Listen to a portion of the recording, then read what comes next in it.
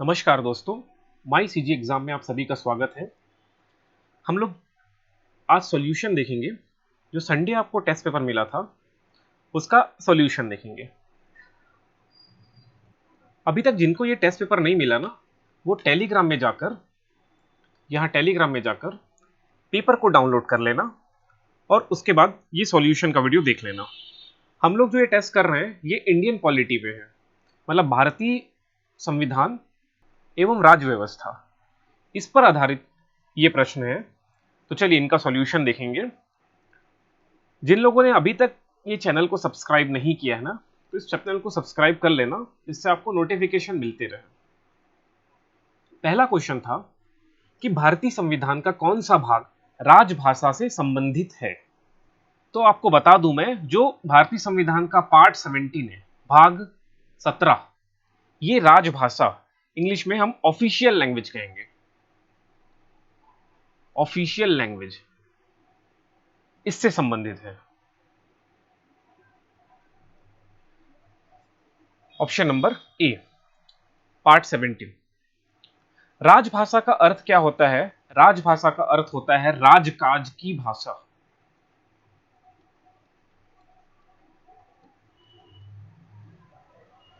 राजकाज की भाषा से तात्पर्य है, अगर मैं शासन से किसी भी चीज की जानकारी मांगूंगा तो मैं लिखित में आवेदन करूंगा, तो मैं कौन सी भाषा का प्रयोग करूंगा? तो वो भाषा मैं प्रयोग करूंगा जो राजकाज की भाषा हो। हमारे छत्तीसगढ़ में राजकाज की भाषा है हिंदी। इंडिया में भी अगर संघ के स्तर में बात करूं तो संघ में भी राजकाज की भाषा है हिंदी। लेकिन अगर मैं तमिल गया, साउथ इंडिया गया, साउथ इंडिया में सपोज मैं गया तमिलनाडु गया, अब तमिलनाडु की राजकाज की भाषा होगी, उनकी ऑफिशियल लैंग्वेज है तमिल, तो वहां पर क्या हो जाएगा? शासन की भाषा क्या हो जाएगा? तमिल। इसको बोलते हैं हम लोग ऑफिशियल लैंग्वेज। तो भारत संघ की ऑफिशियल भाषा क्या है? हिंदी और अंग्रेजी, ये दो भाषा है। ठीक है, तो ये आर्टिकल 17 में बताया गया है, और मैं आपको भाग 17 में बताया गया है, और मैं आपको आर्टिकल बता दूं, 343 से 351 के मध्य राजभाषा से संबंधित है हमारा संविधान के ये आर्टिकल या अनुच्छेद। ठीक है, ये याद रख लेना। एक यहां पर डेट याद रखना, 14 सितंबर 1949। इस दिन हिंदी भाषा को यह घोषणा किया गया था कि ये हमारी राजभाषा होगी, 14 सितंबर 1949। इसी कारण प्रत्येक वर्ष 14 सितंबर को हम क्या मनाते हैं? हिंदी दिवस के रूप में मनाते हैं। ठीक है, ये याद रख लेना। 343 जो आर्टिकल है ना, एग्जाम में प्रश्न बनता है कि 343 अनुच्छेद किससे संबंधित है? तो वो राजभाषा से संबंधित है। ये प्रश्न एग्जाम में आता है, ये याद रखना। यहां पर एक फैक्ट और याद रख लेना, संघ मतलब जो भारत है, भारत संघ, इसकी राज्य भाषा हिंदी है, और लिपि मतलब स्क्रिप्ट, जो स्क्रिप्ट है वो है देवनागरी।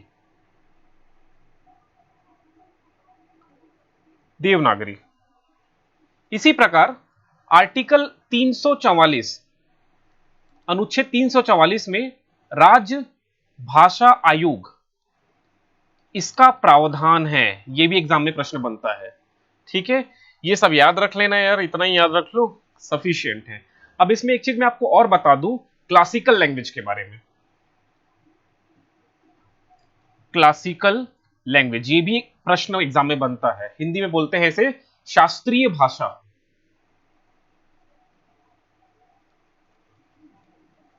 शास्त्रीय भाषा। तो 2004 में जो पहला शास्त्रीय भाषा बना वो था तमिल। उसके बाद 2005 में संस्कृत, उसके बाद 2008 में तेलुगु और कन्नड़, फिर 2013 में मलयालम, और 2014 में ओडिया। तो इस प्रकार हमारे पास टोटल 6 शास्त्रीय भाषा है। ये प्रश्न एग्जाम में बनता है, तो इसे याद रख लेना। अब शास्त्रीय भाषा किसे कहेंगे? वह भाषा जो अन्य भाषा की जननी होती है, मतलब उस भाषा से बहुत सारे अन्य भाषा डेवलप्ड हुए हैं, पैदा हुए हैं। तो उसको बोलते हैं शास्त्रीय भाषा।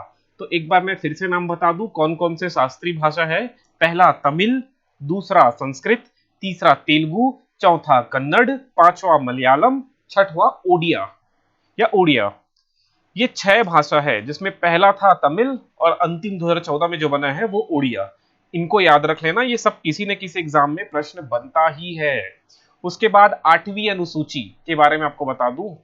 8वीं अनुसूची जो 8th शेड्यूल है हमारे कॉन्स्टिट्यूशन का, उसमें भाषा से संबंधित है। ठीक है, 22 ऑफिशियल लैंग्वेज को लिस्ट किया गया है इस 8वीं अनुसूची में। मूल संविधान में 14 भाषा थे, फिर ये बढ़ते बढ़ते कितने हो गए, 22 हो गए। ये सब प्रश्न बनता है यार, इसको ये 22 भाषा को एक बार देख लेना कौन कौन से हैं, ये एग्जाम में आपके आने की संभावना है। ठीक है, तो चलिए अगले प्रश्न की ओर चलेंगे। क्वेश्चन नंबर 2 है, भारत के पूरे क्षेत्र में स्वतंत्र रूप से घूमने का अधिकार भारतीय संविधान के किस अनुच्छेद के अंतर्गत आता है। अगर इंडिया में आप घूम सकते हैं, जैसे हम छत्तीसगढ़ में रहते हैं तो छत्तीसगढ़ से मैं चाहूं तो दिल्ली घूम के आ जाऊं, मैं चाहूं तो हरियाणा घूम के आ जाऊं, मैं चाहूं तो मुंबई घूम के आ जाऊं, तो ये कौन से आर्टिकल के तहत हमको ये घूमने की स्वतंत्रता दी गई है। तो ये याद रख लेना, आर्टिकल नंबर 19, अनुच्छेद संख्या 19। इसमें कहा गया है कि हम इंडियन टेरिटरी के अंदर में घूम सकते हैं आजादी से। तो ये 19 जो है ना, ये हमारा मूल संविधान फंडामेंटल राइट्स के अंतर्गत आता है। तो ये 19 में आपको दिखाई दे रहा है, आर्टिकल 19 में 6 प्रकार की स्वतंत्रता की बात कही गई है। तो उसी में हम लोग ये 19D के बारे में बात कर रहे हैं कि आप पूरे देश में आने जाने की आजादी आपको है। 19A कहता है कि बोलने की आजादी है, 19B में सभा करने की आजादी है, 19C में संघ बनाने की आजादी है, 19D में पूरे देश में आप घूम फिर सकते हैं, 19E के तहत पूरे देश में बसने की आजादी है, 19F को डिलीट कर दिया गया है संपत्ति का अधिकार को। तो 19G जो बचा, कोई भी भारतीय कोई भी व्यापार एवं जीविका की आजादी है। 19G ये भी एग्जाम में बनता है, ये फंडामेंटल राइट्स के अंतर्गत हम पढ़ते हैं। फंडामेंटल राइट्स का मतलब होता है मूल अधिकार। अब हमारे कॉन्स्टिट्यूशन में पार्ट 3 में, पार्ट 3 मतलब भाग 3, संविधान के भाग 3 में टोटल 22 भाग है हमारे संविधान में। उस 22 भाग में से जो तीसरा भाग है वो है मूल अधिकार, फंडामेंटल राइट से संबंधित है। आर्टिकल कितने हैं, 12 से 35। आप जिस भी परीक्षा की तैयारी कर रहे हैं, अगर उसमें संविधान से प्रश्न आ रहा है तो ये जो फंडामेंटल राइट्स है मतलब पार्ट 3, इसको आपको अच्छे से पढ़ना चाहिए। यहां से एक ना एक प्रश्न बन ही जाता है फंडामेंटल राइट से। ठीक, तो हमारे कॉन्स्टिट्यूशन का जो पार्ट 3 है वो फंडामेंटल राइट से संबंधित है। आर्टिकल्स में दिया है 12 से 35। 6 कितने मूल अधिकार हैं, 6 मूल अधिकार हैं। ठीक है, मूल संविधान में 7 फंडामेंटल राइट्स थे, लेकिन अभी वर्तमान में 6 फंडामेंटल राइट्स हैं। तो वो कौन कौन से फंडामेंटल राइट्स हैं उसको आप लोग एक बार देख लो। पहला है राइट टू इक्वालिटी, समता का अधिकार, समानता का अधिकार। ये आर्टिकल नंबर 14 से 18 के मध्य में इसका वर्णन है। उसके बाद दूसरा जो है वो है राइट टू फ्रीडम, फ्रीडम मतलब स्वतंत्रता का अधिकार।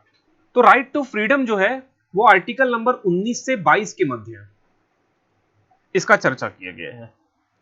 उसी प्रकार तीसरा जो है राइट अगेंस्ट एक्सप्लॉयटेशन, इसको हिंदी में बोलते हैं शोषण के विरुद्ध अधिकार। ये आर्टिकल नंबर 23 से 24 के मध्य, 23 और 24 दो।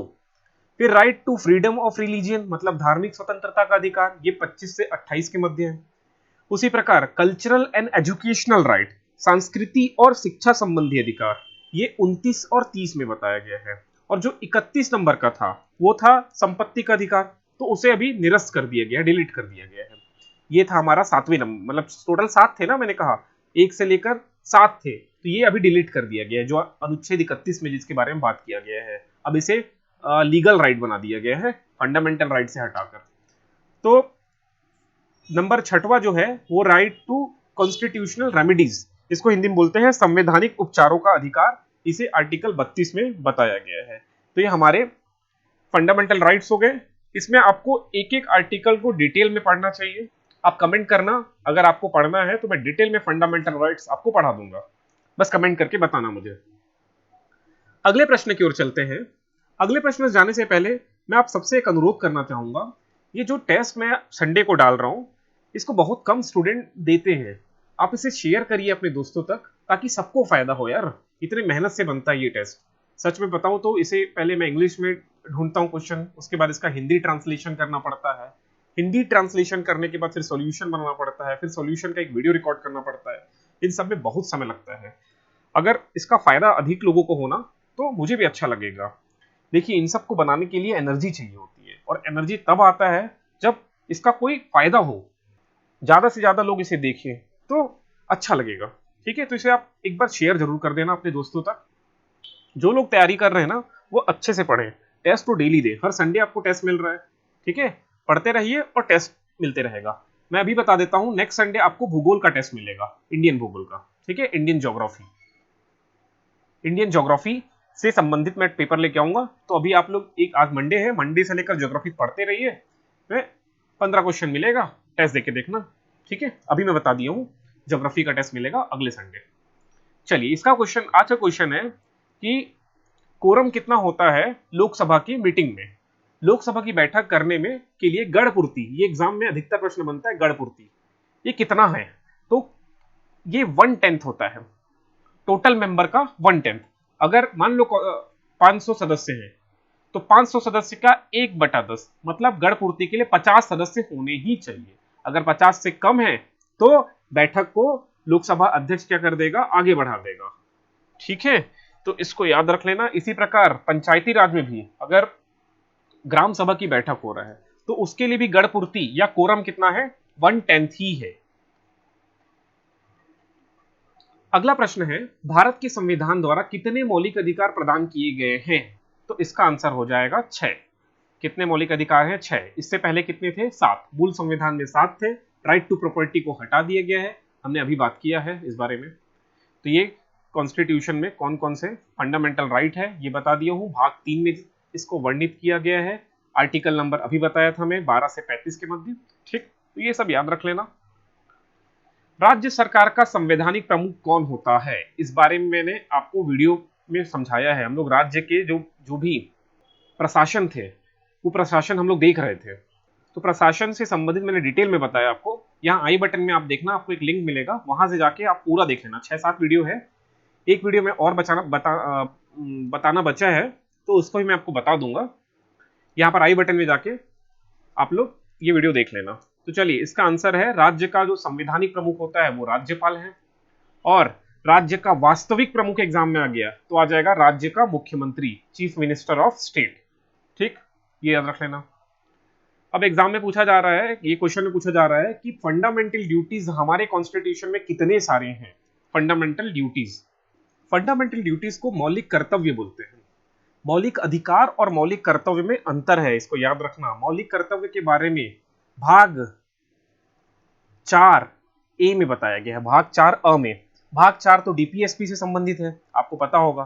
DPSP, directive principle of state policy बोलते हैं इसको। ये भाग 4 है, तो हम लोग भाग 4 के बारे में बात नहीं कर रहे हैं अभी, हम लोग भाग 4 ए के बारे में बात कर रहे हैं। तो भाग 4 अ जो है वो मौलिक कर्तव्य, फंडामेंटल ड्यूटीज से संबंधित है। इसे, ये मूल संविधान में नहीं था, याद रखना। जो हमारा मौलिक कर्तव्य है ना, ये मूल संविधान में नहीं था। इसे 1976 में हमारे संविधान में लाया गया है। ठीक है, और आर्टिकल संख्या है 51 अ। 51 अ में मौलिक कर्तव्य या फंडामेंटल ड्यूटीज के बारे में दिया गया है। टोटल 11 फंडामेंटल ड्यूटीज हमारे कॉन्स्टिट्यूशन में दिया गया है, 11। तो इसका आंसर हो जाएगा ऑप्शन नंबर बी। ठीक है, ये मूल संविधान में नहीं था, एग्जाम में आता है, याद रखना। इसे 42वें संविधान संशोधन, 42nd कॉन्स्टिट्यूशनल अमेंडमेंट के थ्रू इसे लाया गया है। ये कौन से देश से लिया गया, ये भी एग्जाम में बनता है। तो ये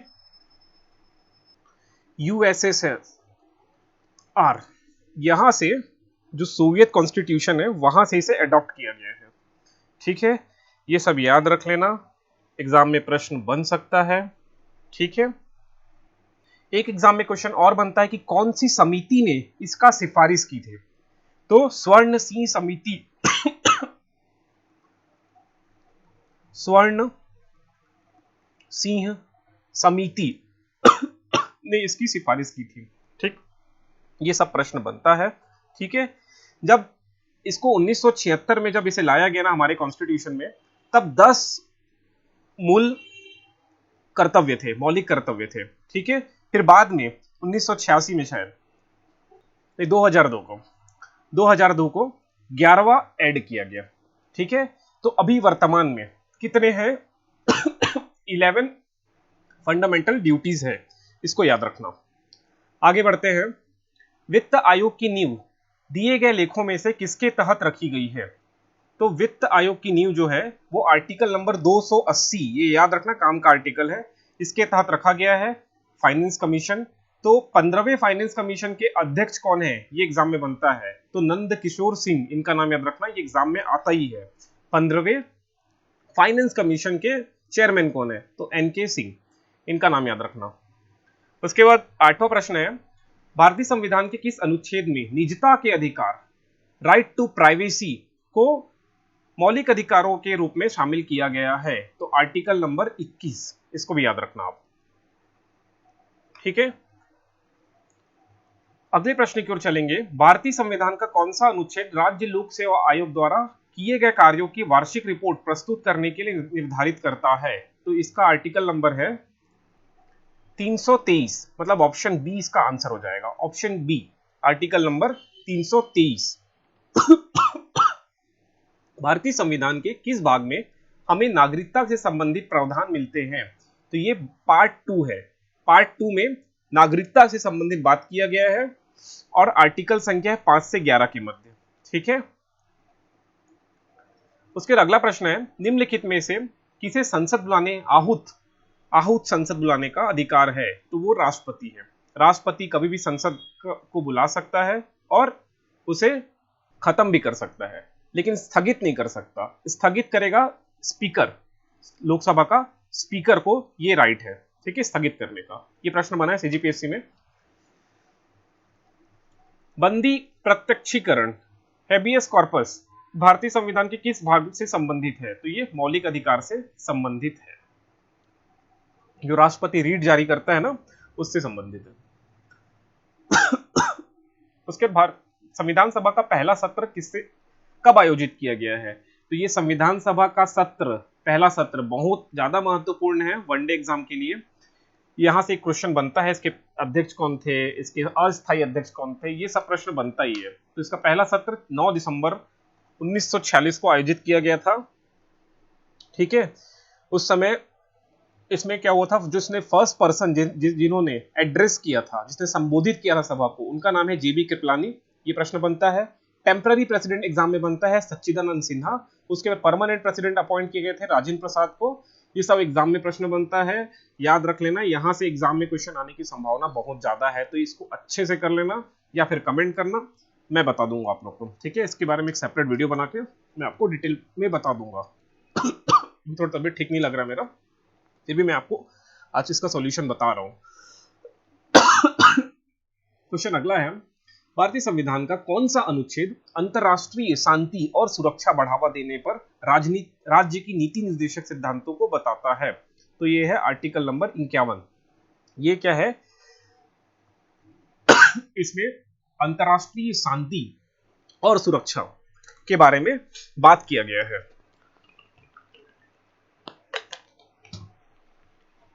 ठीक है, तो ये आर्टिकल 51 को आप याद रखना। ये क्या है? Directive principle of state policy, Hindi में से राज्य की नीति निर्देशक तत्व कहते हैं। आज का लास्ट प्रश्न है कि भारत को धर्मनिरपेक्ष सेक्युलर कंट्री, ठीक है, इंडिया को हम क्या बोलते हैं? Secular country. ये इंग्लिश में वर्ड याद रखना, सेक्युलर। इंडिया कैसा कंट्री है? सेक्युलर कंट्री है। हिंदी में धर्मनिरपेक्ष बोलते हैं, कभी कभी इंग्लिश में भी इसको हिंदी में भी इस तरह से सेक्युलर सेक्युलर लिखा के आता है। ठीक है, तो इस सेक्युलर का मतलब याद रखना, इसका मतलब है धर्मनिरपेक्ष। पंथ निरपेक्ष भी बोलते हैं इसी को। ठीक है, पंथ निरपेक्ष। तो इसका आंसर हो जाएगा, हर एक इंडियन को अपना फ्रीडम चूज करने का अधिकार है। ठीक है, तो ये सेक्युलर कंट्री है। इसका आंसर हो जाएगा ऑप्शन नंबर बी। तो आज हमने 15 क्वेश्चन के सॉल्यूशन देखे हैं। ठीक है, किसी को भी कोई सजेशन देना है तो कमेंट करके बताना मुझे। वीडियो कैसा लगा कमेंट करके बताना। ठीक है, और जो भी आपकी क्वेरीज हैं, जो भी डाउट हैं, वो कमेंट करना, मैं समय मिलते ही रिप्लाई जरूर करूंगा। ये मेरा इंस्टाग्राम पेज है, कुछ लोग मुझे यहाँ पर फॉलो करके मेरे से कांटेक्ट करते हैं, तो आप भी मेरे से यहाँ पर कांटेक्ट कर सकते हैं। ठीक है, नेक्स्ट वीडियो में मिलूंगा आपसे। Thank you.